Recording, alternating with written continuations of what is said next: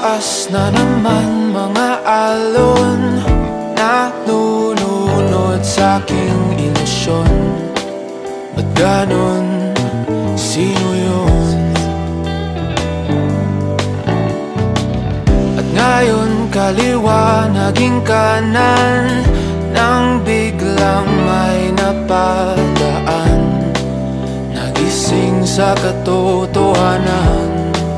Ikaw ang patutunguhan, mahal, ikaw lang ang nakikita ng bulag kong paningin. Ikaw lang ang ilaw sa dilim.